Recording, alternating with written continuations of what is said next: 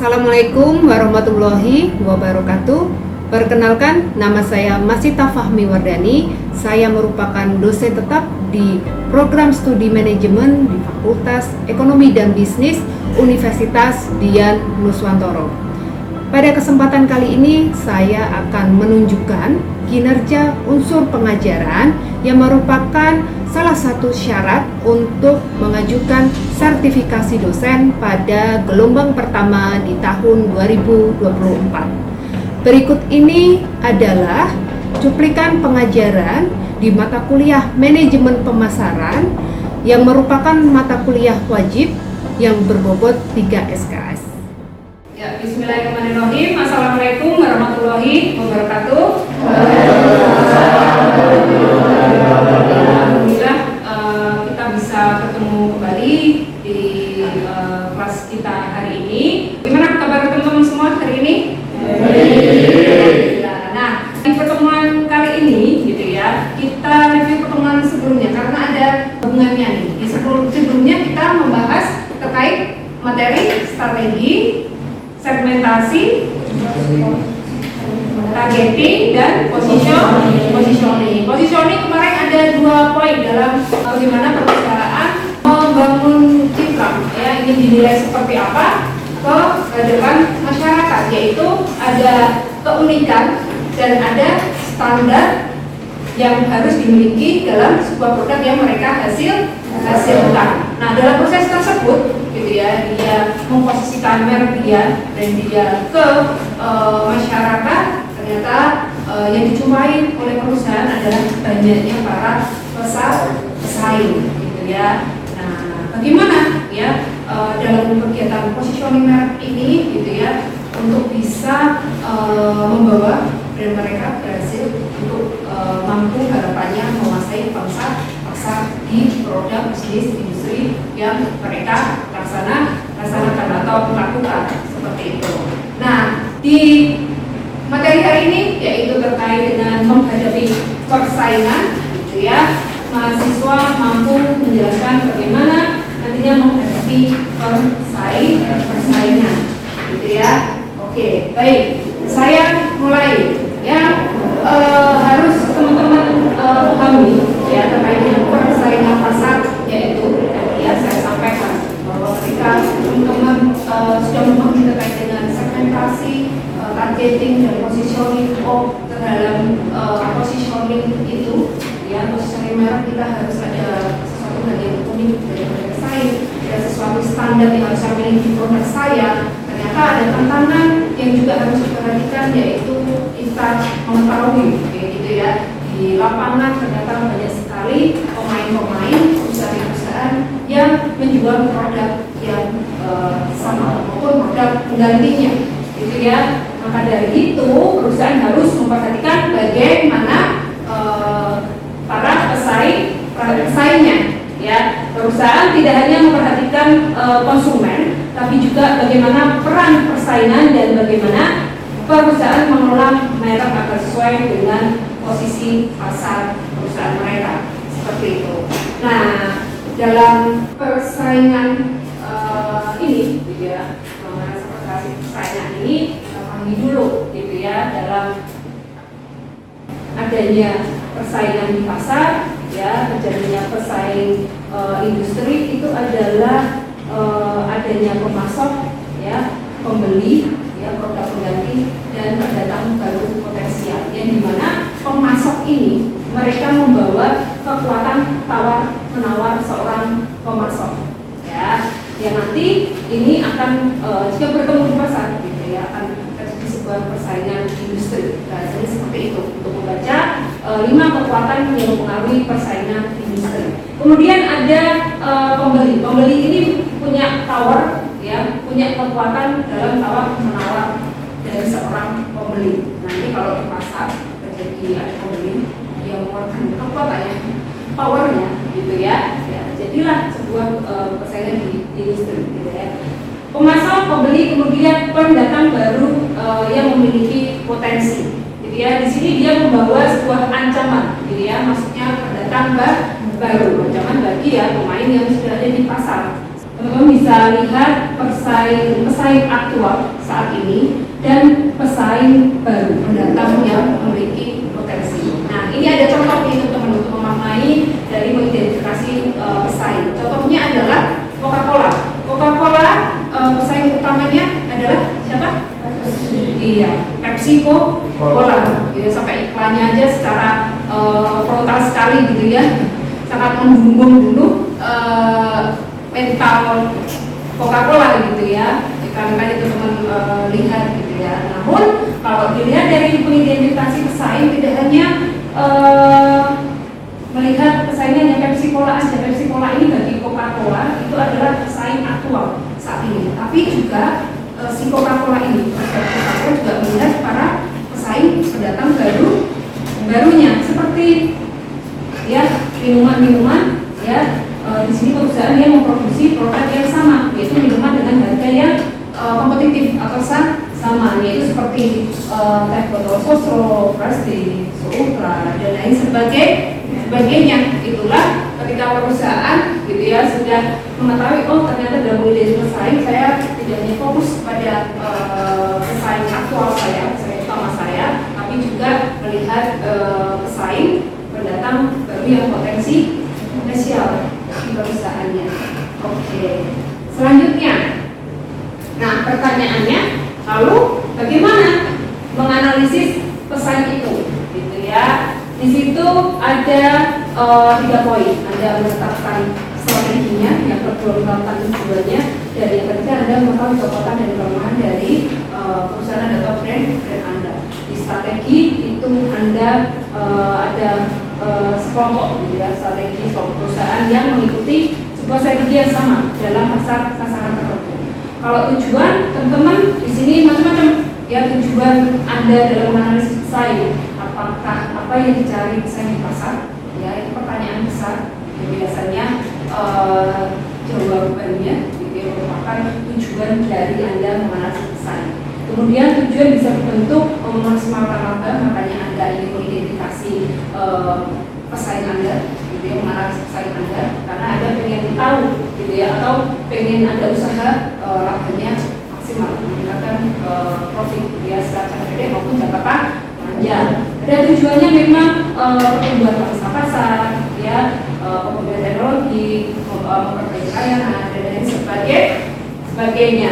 Kemudian dalam menganalisis pesaing, ya, Anda butuh untuk mengetahui kekuatan dan kelemahan perusahaan Anda. Gimana sih pangsa pasar sasaran pesaing atau share of market dari brand saya ini, gitu ya? Bagaimana sih brand saya ini share of mind-nya di masyarakat, atau persentase pelanggan yang menyebutkan nama pesaing. Misalkan Anda butuh, misalkan Anda menjual air mineral, gitu ya. Nah, yang disebutkan itu adalah brand pesaing atau brand saya, gitu ya.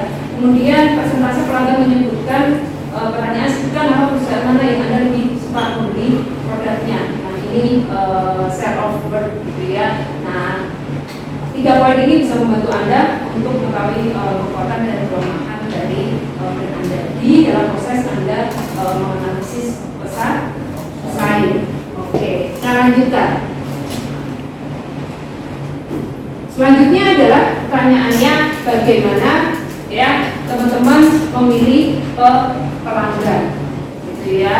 Memang pelanggan harus dipilih ya Bu ya, gitu ya. Iya, karena untuk kebutuhan apa?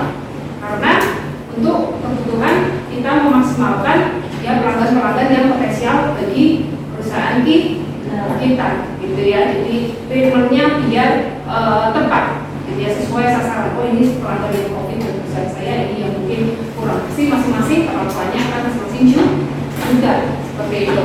Nah, di sini ya memang perusahaan harus mengevaluasi pelanggan mana yang rela mereka tokat dan mana yang akan dipertahankan. Nah, dilihat dari ya pelanggan yang rentan berharga, gitu ya. Yaitu maksudnya siapa itu rentan dan berharga?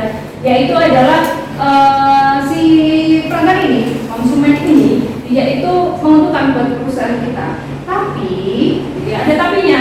Tidak sepenuhnya senang terhadap perusahaan kita. Ada satu mungkin aspek dalam produk kita atau aspek dalam produk kita itu yang mungkin dia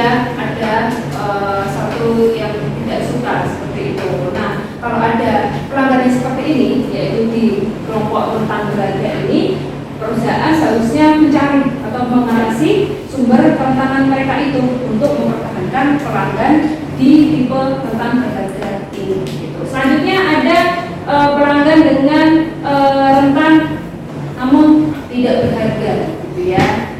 Rentan tapi tidak berharga.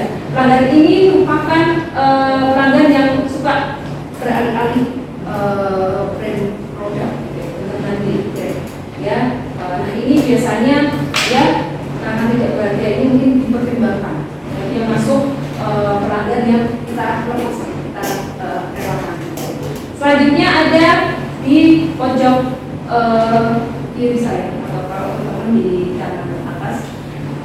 Pelanggan ini setia dan menguntungkan. Ini adalah tidak rentan dan berharga. Di sini adalah bagaimana posisi kalau teman-teman menjumpai tipe pelanggan yang tidak rentan dan berharga ini, kalau bisa dijaga loyalitasan pelanggan tersebut, gitu ya, jangan sampai menipu, kan ya. Jadi di sini pertahankan ya margin dan raih manfaat atas kepuasan pelanggan di tipe tidak rentan dan berharga. Yang terakhir dalam memilih pelanggan yaitu apa teman-teman? Pelanggan yang tidak rentan dan tidak berharga, yaitu pelanggan tidak menguntungkan.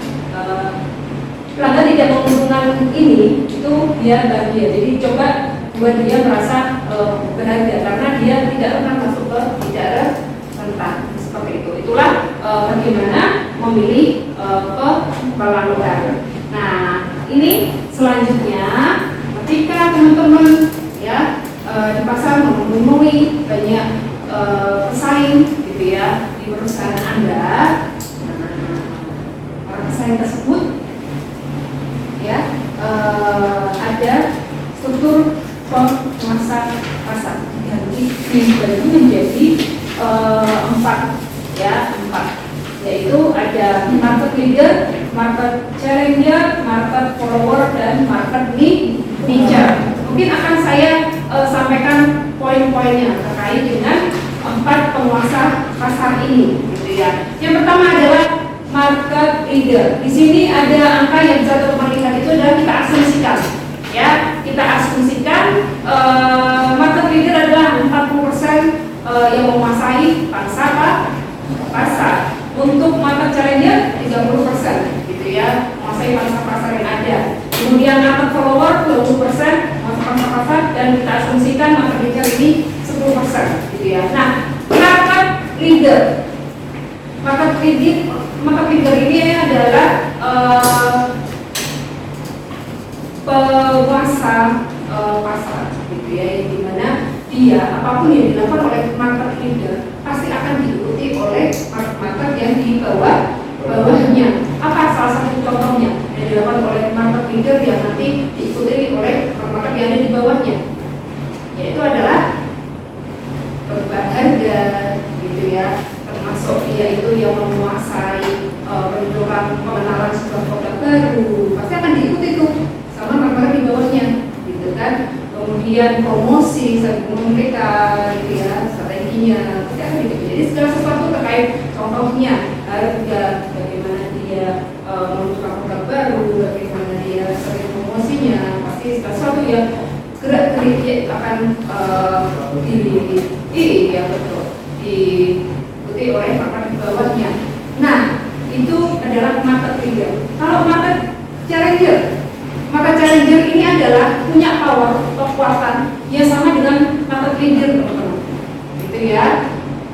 Punya kekuatan, punya modal, gitu ya. Hanya tinggal menunggu kesempatan nih, celah, biasanya gitu ya, celah dari market leader ketika ada miss, kekurangan, ini nunggu waktu yang tepat untuk bisa masuk, gitu ya, bisa untuk menguasai, gitu ya, pasar yang dimiliki oleh market leader. Itu adalah market challenger. Kemudian market follower, ya. Market follower ini adalah dia bermainnya adalah di pasar yang tidak dimasuki oleh kedua market di atasnya, market leader dan market challenger. Itu yang dimainkan oleh market follower. Yang terakhir yaitu market niche. Iya, market niche ini bermainnya adalah di pasar kecil. Ya, walaupun kecil, Ya, menurut teman punya potensi untuk menghasilkan profit tinggi nggak? Iya. Iya, karena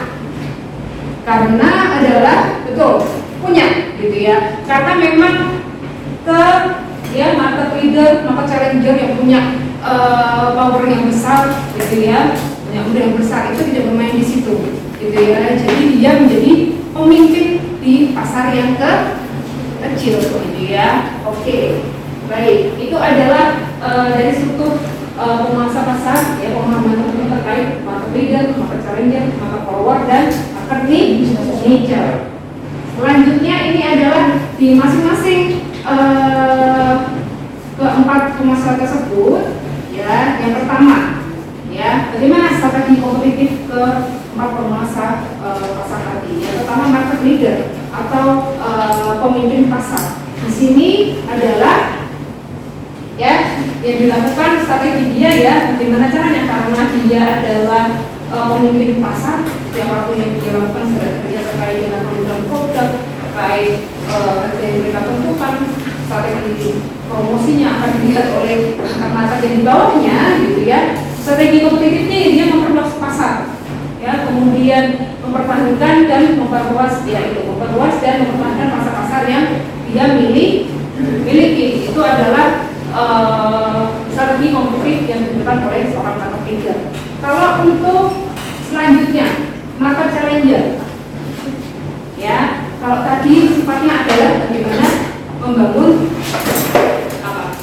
pertahanan karena sebagai pemimpin pasar. Nah, kalau yang market challenger dia bagaimana menyerang dari bebek pertahanan si market leader karena nunggu kesempatan nih gitu ya, nunggu kesempatan ada celah kemudian akhirnya bisa masuk gitu ya, meruntuhkan seperti itu, meruntuhkan dari pertahanan dari market leader gitu. Nah, jadi strategi yang dilakukan ya, tujuan strategis dan bagaimana cara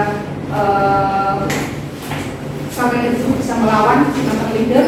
Kemudian memilih strategi seperti ya di sini menyamai produk market leader, kemudian mencari titik lemah market leader, kemudian di sini yang dilakukan oleh market challenger adalah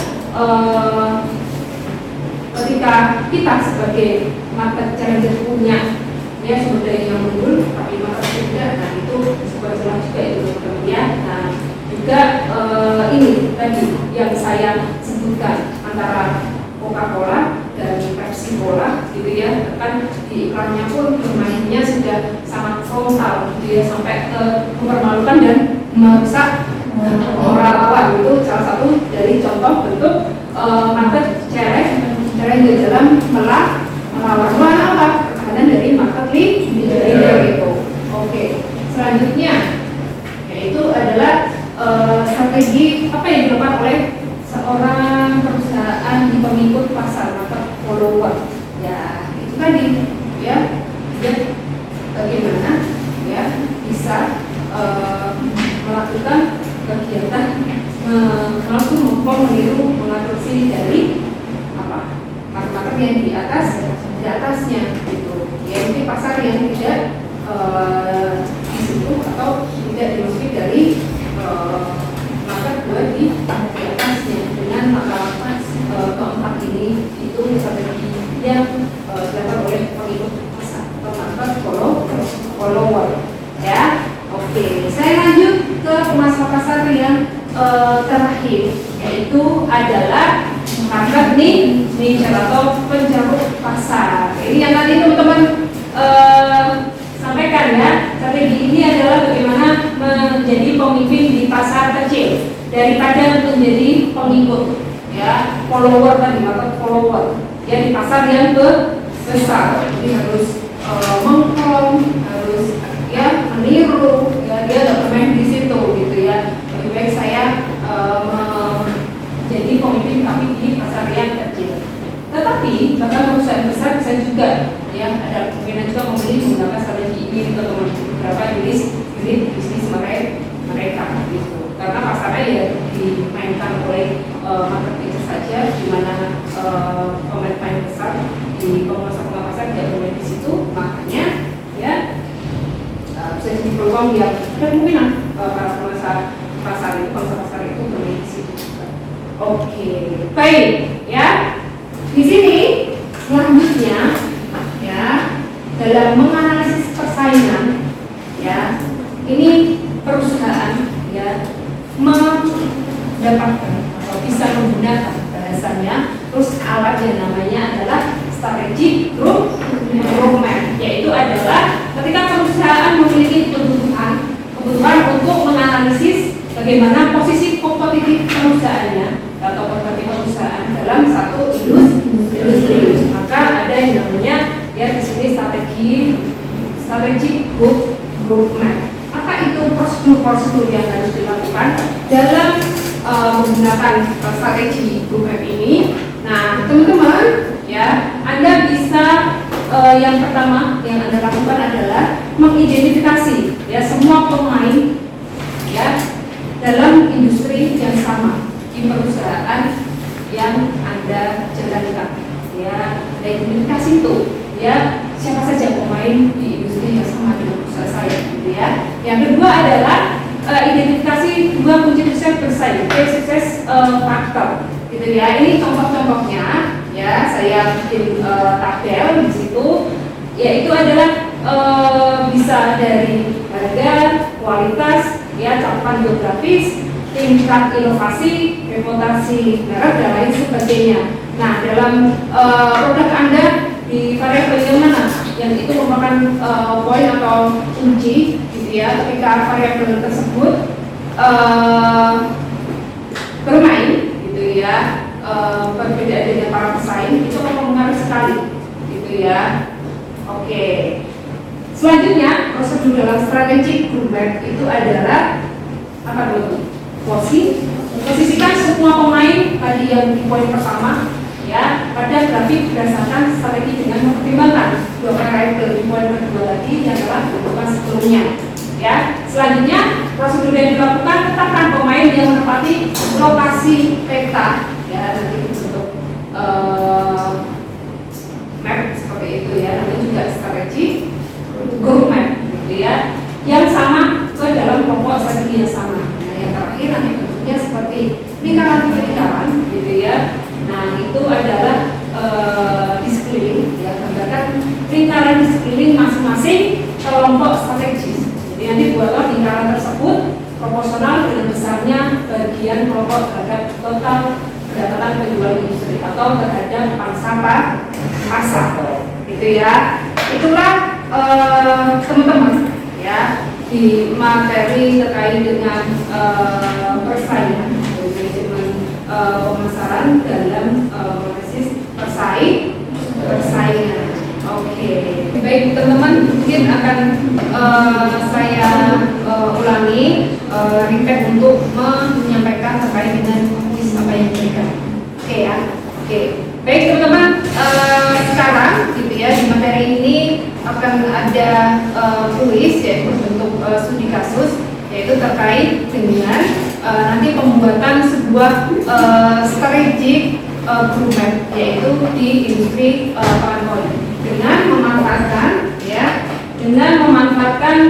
data yang teman-teman bisa baca di depan, yaitu terkait brand yang bermain di industri pangan koi, harganya dan kualitas di masing-masing nutrisi yang ada di brand tersebut, gitu. Nanti ada dua poin pertanyaan yang akan kita diskusikan, yaitu terkait buatlah strategi growth map industri pangan koi ya, gambarnya, mapnya seperti itu. Yang kedua adalah kayaknya apakah ada peluang nih di pasar baru berdasarkan dari gambar map yang teman-teman buat di industri pangan koi. Silakan teman-teman bisa mendiskusikan dengan teman satu kelompoknya dengan waktu 10 sampai 15 menit. Ya, teman-teman silakan bisa mulai mendiskusikannya, mengerjakan. Silakan.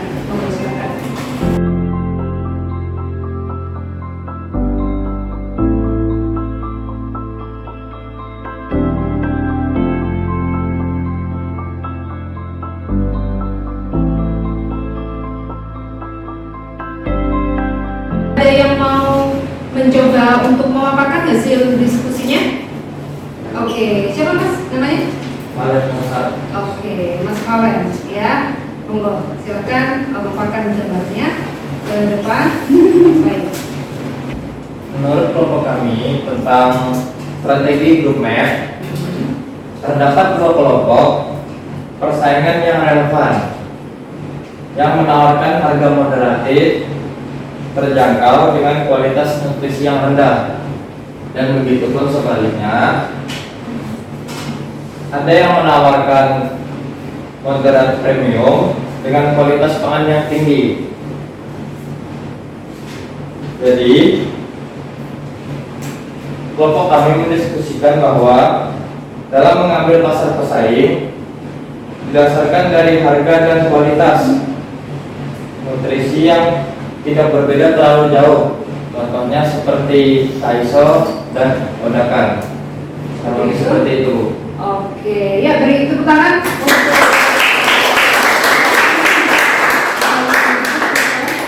Oke, baik.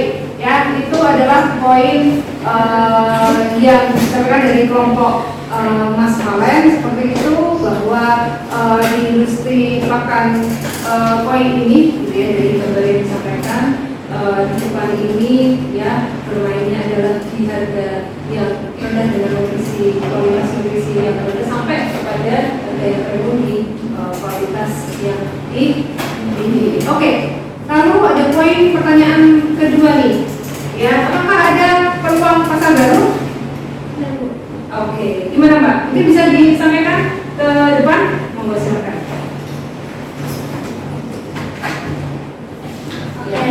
Jadi menurut kelompok kami masih ada peluang pasar untuk di industri pakan koi ini dengan mempertimbangkan posisi kelompok yang masih kosong, yaitu dengan kelompok kualitas nutrisi pakan yang tinggi dengan harga yang terjangkau, yang artinya posisinya berada di sini.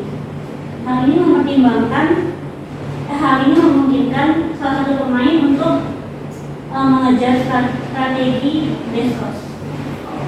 Itu materi pertemuan kita hari ini, kesimpulan materi kita hari ini, teman-teman.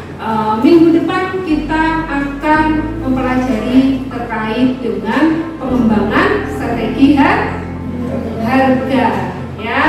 Oke, terima kasih teman-teman semua. Assalamualaikum warahmatullahi wabarakatuh. Waalaikumsalam.